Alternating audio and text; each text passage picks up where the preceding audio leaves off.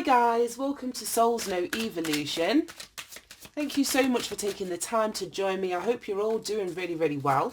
This is going to be your timeless tarot, or whatever it is that you're tuning in. Welcome, welcome, welcome.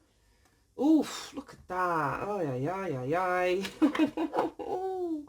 Shit. This is going to be a deep reading here, guys.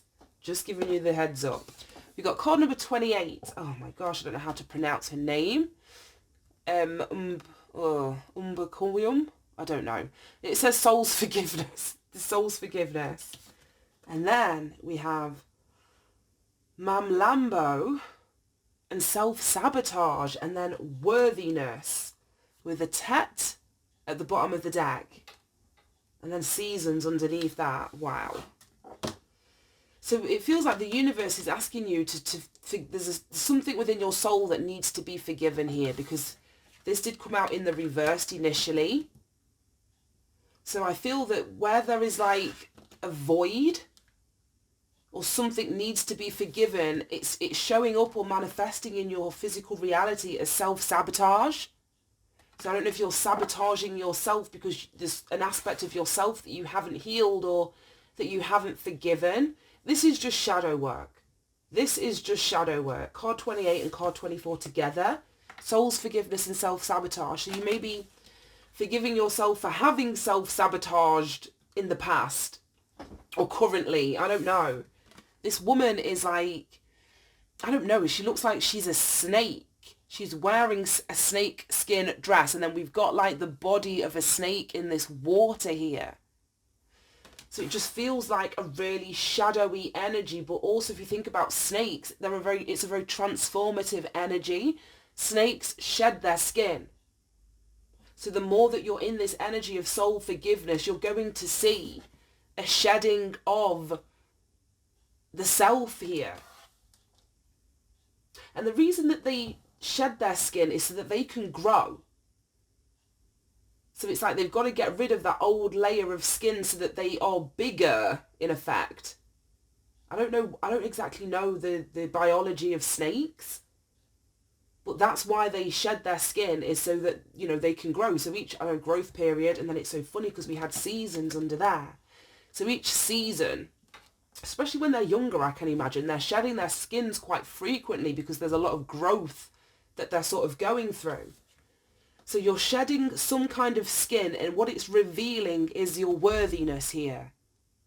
You're standing in the energy of feeling worthy with card number 14. The more that you forgive an aspect, whether of yourself or someone else, a situation that you're dealing with, the more that you forgive, the more you grow and the more worthy you feel. Right, so then there's less need for this self-sabotage here. Right, let's pull some cards. The Empress. Right, okay, let's pull some more. The Star. This is exactly what we've just said. It amazes me. 3 of Pentacles, 5 of Pentacles. There's that worthiness or a lack of feeling worthy. Right, okay. 8 of Wands. Let's go at the back. And then the 4 of Wands. Bottom of the deck, we've got the 6 of Cups. So yeah, this is all about stuff of the past. Whether a specific person, a childhood thing. It could even be a past life thing if you believe in past lives. But the Empress and the Star, first 2 cards out, Major Arcana 3 with the Empress. This is Taurus energy, Venus energy. Venus is the goddess of love and beauty and money. It's card 3. So we have a 3 here, a 3 at the end with the 3 of Pentacles.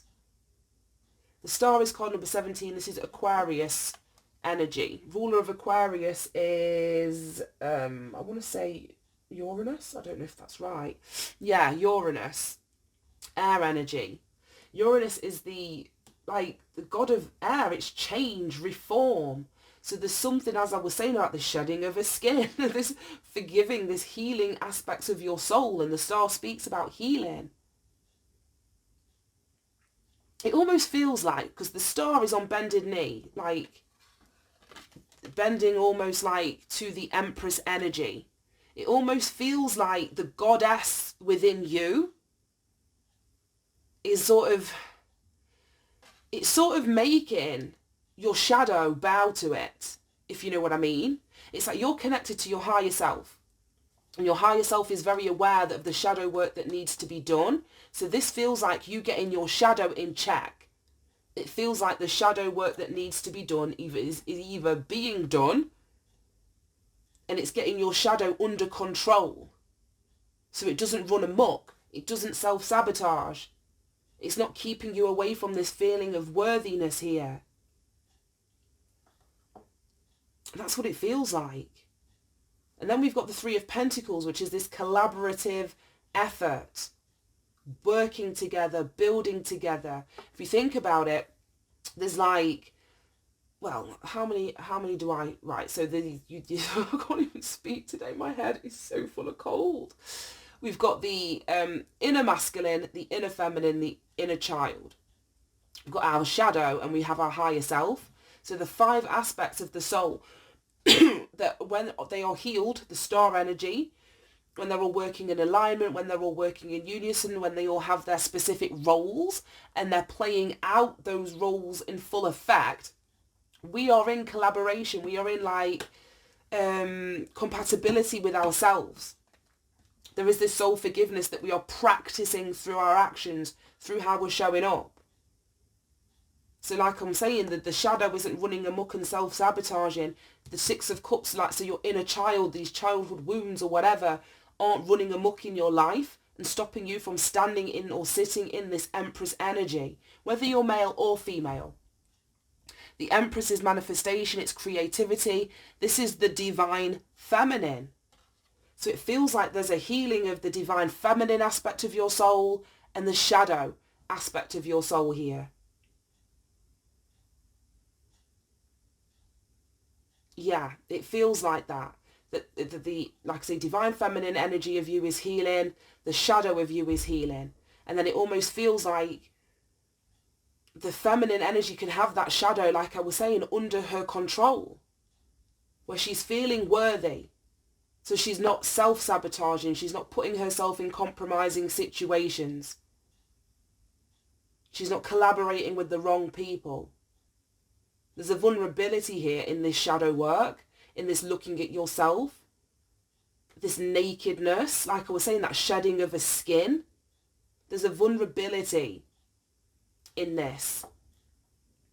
You may be, like I was saying with the healing aspects, the 5 of Pentacles is that feeling of lack, of not being worthy enough, whether it's worthy enough of money, financial, abundance, support. These 2 people are walking past a church, in effect, and it's like they don't even go into the church to get warmth or food or whatever it is that they need. They're out in the snow. They're out in the cold, but they don't really know what it is to do to bring themselves back in from the cold.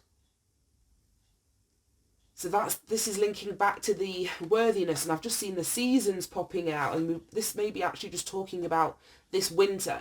If you're in the Northern Hemisphere, we've got this scene of snow here. It's been really, really cold in the UK for the last couple of weeks. Like freezing, if not colder than freezing. It's been awful. So this may just be talking about the time period of winter, when this growth, when this healing, when this coming back into, mind, body, soul connection is actually happening for you.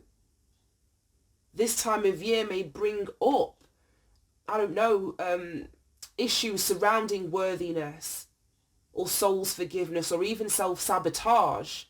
We've got the holidays coming up, whether you participate or choose to celebrate them or not. I think it is a time of year, as we're approaching the end of the calendar year, where we're thinking about the year ahead. We're thinking about the path that we're on. We're thinking about, how the year that's just passed has gone. There's a lot of, I think, like soul-searching kind of energy, whether it's to set resolutions or, like I say, you're just reflecting back over the year. You could have been looking at this sabotage energy, but sort of coming to a realization that when that self-sabotage is showing up, it's just showing you, it's a symptom of a need for growth, of a shedding of the ego, a shedding of a layer of you know, the, I don't know, like, I was going to say the pretentious self that we kind of put out into the world. This is getting back to the basics. You see these two naked women here. Nothing to hide. There's nothing that they are able to hide behind. They're being seen for who they truly are, for the good or for the bad. I don't know how it's going to resonate. I don't know how this self-sabotage energy is going to show up in your life. But there's a level, like I was saying, of vulnerability, of nakedness, of being seen. And even in that vulnerability, there's a need here to feel worthy, regardless of what you look like, internally or externally. It just feels like a huge self-acceptance thing that needs to happen here. Then we've got the 8 of Wands and the 4 of Wands. So this is communication, things moving quickly. So it could be that you're healing the divine feminine, whether you're male or female. There may be a relationship, not for everybody. And if it's not a relationship, it could be a job or something that's going to create stability, a reason to celebrate. Something may be coming in as you heal with this eight of Wands and the Star. So the more that you heal, the more the opportunities are going to come your way.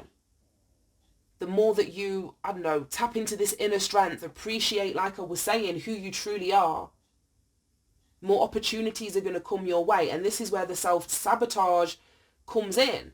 So if you're doing the healing work, when these opportunities do arise, you're not going to sabotage yourself, because you're healing, you're forgiving aspects of your soul here. It may be that there is like a soul tribe, like I say, or a work situation where you're able to collaborate to build something practical and tangible, something that you do maybe being seen, and it's going to create a really strong foundation. But it's like none of this can happen until you feel worthy of it. And that's what we start with, this 5 of Pentacles. This is not feeling worthy. So this is what needs to be healed for these new opportunities to actually come in. Right, the 9 of Pentacles is behind the 6 of Cups. So this is self-sufficiency, standing on your own 2 feet. The way that the woman in the 9 of Pentacles is looking over at the 6 of Cups. So you may be reflecting on how far you've come. You may have been on this journey of shadow work and doing this shedding of skins and all of this stuff. You may have been doing it for a while. Others of you maybe at the very early stages of this. I've got no idea. But there's something about looking into the past. Looking into the past, but it's from a place of this Empress energy. The 9 of Pentacles is the minor arcana card for the Empress. So these two are the same energy. They are the same energy. So it's like looking back into the past, but you're not looking back into the past from a broken or unhealed place. It's like you've made it. You're standing on your own 2 feet. You've healed. You're abundant. You're manifesting. You're no longer holding on to the pain associated with the past. It's absolutely beautiful. Absolutely beautiful. It just feels like there's a complete coming back together of your soul here. Right, let's get some... I don't feel I need to clarify anything. I don't feel I need to clarify. So let's jump in with some advice and guidance. Any messages for the collective? Something has come to an end. It says, give up or do you start again? And this is like a games console. So it's like you've reached the end of a game and it's like, well, do you want to replay the same old game? That very well could be this self-sabotage energy. Or are you actually going to give up, let this go and start again, but somewhere else, with a different mindset, with a different perspective? But something's come to an end here, and it very well could be, like I say, this self-sabotaging that's coming to an end. Right, any more messages? Any more messages for the collective spirit?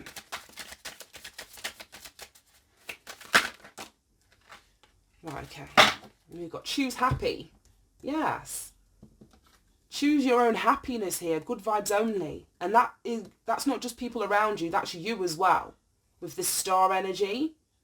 I say the more that you heal, the more that you are choosing happiness, you're choosing freedom. You're no longer allowing yourself to be bound or stuck by the things that happened to you in the past, or by people of the past, or past lives that you've experienced. You're no longer sabotaging what potentially could happen for you, because you're raising your vibration the more that you heal. And then we've got this brain here with thought, memory, emotion, vision, motor skills. Yeah. I just think if this is a memory thing, like the Six of Cups, like I say, that's memories, it's reminiscing, it's thinking about, it's kind of in being emotionally stuck in the past or on people of the past. I feel that there's like a brain, like a reconfiguration that's happening within your brain here.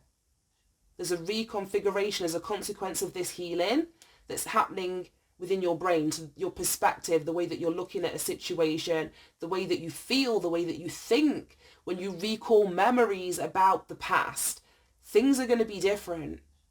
Things are going to be different. You may be, I don't know, working, some of you, I don't know, but the Three of Pentacles is like a work card, doing something with your hands that's being seen. It may have something to do with, I don't know, like personal development or mental health or something like that. Some, not for all. Right, let's get you some advice and guidance. I actually want to use this deck that we used yesterday, but now as your advice and guidance instead of starting the reading. So, any advice and guidance for, oh my gosh, for anyone resonating with this reading? God, oh gosh, there's so many. Right. It says covenant, sacred contract, deep quiet, meditation and stillness, benefactor, grace and generosity. This fell in my lap. Repairing the veil, forgiveness. You know what? Yeah, I didn't even want those three. This is the one that I wanted. This is the one. Repairing the veil, card number 45. Forgiveness. And we start with this soul's forgiveness energy here. Right, so what's this? Sacred contract, meditation and stillness, grace and generosity. This is what you're forgiving. Whatever this sacred contract was, you had a soul contract in the past that may have highlighted issues of worthiness or not feeling worthy or self-sabotage, something really low vibrational. But the point of this soul contract was to be the catalyst for this growth, for this healing, for this repairing of yourself as well as the veil. This is so fascinating. Let's just put that sacred contract there. And you get to this energy of forgiveness through this grace and generosity and meditation and stillness. That's going to help in the healing process for you. And then we had this. Straddling worlds, wandering between realms. Card number 52. Right, okay, bottom of the deck. Unmarked trail, a revelation. Yeah, something's definitely coming into your awareness. Most definitely. And we had this brain card here. So there's some sort of mental revelation, or in terms of a memory, like I say, something, or a vision, something's coming in that I feel is going to be the trigger. Like in a positive way though, not like in a negative trigger, but a positive trigger that's either going to start this forgiveness process off if you're not in it already. If you're already doing this shadow work and facing aspects of what needs to be healed or forgiven within yourself, this worthiness stuff, the season is now. The season is now, or throughout this winter season if you're in the Northern Hemisphere, but the next 3 months, there's going to be some sort of revelation that comes in. Let's read this out the book. I want to read that number 45. Repairing the veil. Okay. It says, between us all is a thin veil appearing to be a space that separates us. We look through this veil and believe ourselves to be distinct from each other. We assume that our thoughts and feelings are our own. We see bodies and objects and the spaces between them, so we engage in the world of relationship between the duality of us and them. The veil serves as a mysterious illusion, making it hard to believe in our inherent connection and unity. We can't always remember what we do to someone else. We can't always remember that what we do to someone else, we at the same time do to ourselves. Yes, this is it. We are all connected. So how we treat others and how other people treat us is a reflection of ourselves. It amazes me how people think that they can treat, other people like shit, but then expect good things to happen in their life. And it's like the energy that you put out is the energy that you get back, because we're all connected. So yes, you might be treating, let's say, me like shit, but that just shows me that that's exactly how you treat yourself too. So there's nothing good coming towards you. I don't need to fuss and fight with you. I can just step aside and leave you in your misery because I know exactly what's coming. And that's not witchcraft. That's just universal law. It amazes me. Anyway, it says, when we claw at the veil out of fear, anger, jealousy or resentment, manipulate another, misuse our power, or allow someone's actions to diminish us, we create a wound felt by many, not just those of us in the smaller direct relationship. Now is the time to examine where your actions have caused difficulty or harm to someone else, and also where you have been the recipient of harm. It's actually this self-sabotage. So somebody could have been this snake in your life. You could have been this snake in somebody else's life. But regardless, we've got soul's forgiveness here. There was a sacred contract. We're all connected to each other for us to learn what we need to learn. And this is the lesson. It says, regardless of what side you are on, it's important to take responsibility for healing this rift and bringing love, compassion, deep listening and presence to whatever is not in harmony. Do this for you and for your own liberty as you become an unwitting hostage once you take the role of perpetrator or victim. Both are positions of weakness. Let go of all your resentments. Know your part in the dynamic and make the appropriate amends with that newfound wisdom and understanding. Healing, forgiveness and mending